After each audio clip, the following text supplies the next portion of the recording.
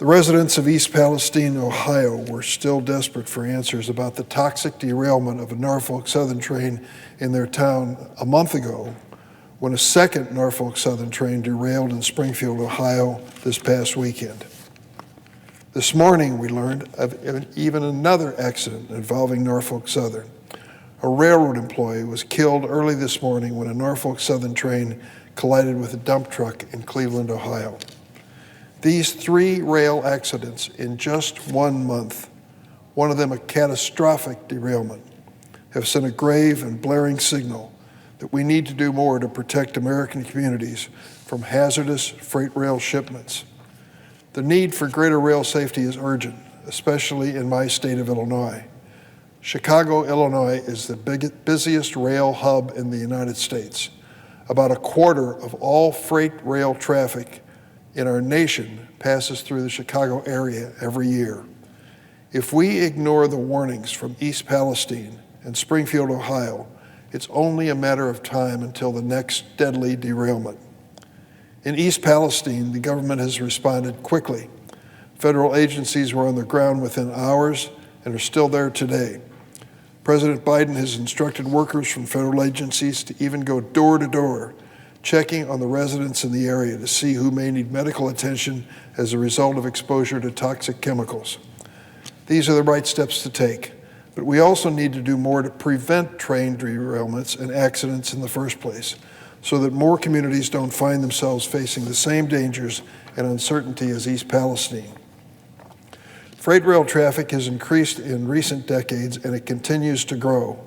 At the same time, freight companies have moved to larger and longer trains to increase profits. But federal regulations have not kept pace with the changing rail industry. That's the problem. Listen to these figures which tell the story. In 2001, the profit margin of the leading freight carriers was 15%. Today, the profit margin of those same rail carriers is 41%. From 15 to 41%. And while derailments are down overall since the 1970s, the number of train accidents per mile has actually increased. In addition, over the last 7 years, the damage from derailments has grown, particularly from trains carrying hazardous chemicals. Instead of investing adequately in safety in their workers, freight rail companies have cut staff dramatically and fought to dismantle safety regulations. Those efforts paid off under the previous president when rail industry regulators dramatically loosened a number of safety rules. The result is greater danger, more congestions, and blocked rail crossings in communities across America.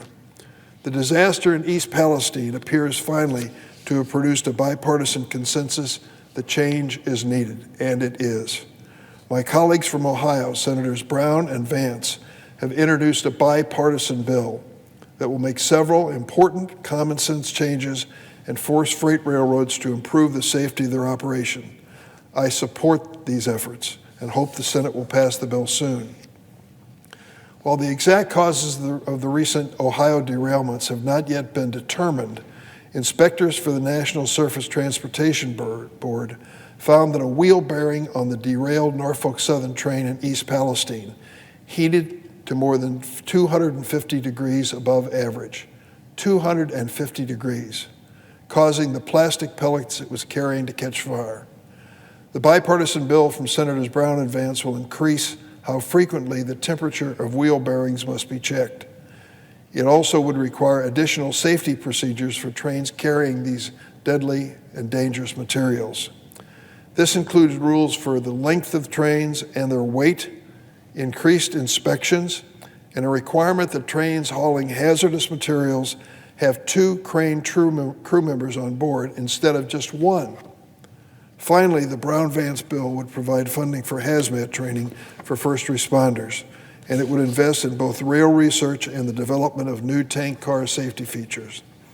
These are important safety steps that will protect rail workers and the communities through which these trains passed. This past December, Congress approved a labor agreement that gives rail workers the largest wage increase in 50 years. but most of the railroads balked at providing their workers with even 1 day of paid sick leave per year so that they can take care of themselves and their families. For too long, railroads have shortchanged their workers and possibly endangered American communities, maximizing their corporate profits. It's time for change. Working for railroads is a tradition in my family. I grew up in East St. Louis, Illinois. Both of my parents worked for the New York Central Railroad. My two brothers and I also worked for the same railroad. I know from personal experience that many railroad jobs are physically demanding and they can be dangerous. Lucky for me, the only scar I have from working on the railroad is a minor one, but others have been injured in more grievous ways. We can't take all the risks out of rail transport, but we must reduce unnecessary risk. The bipartisan Brown-Vance bill strikes the right balance. We should pass it without delay. I yield the floor.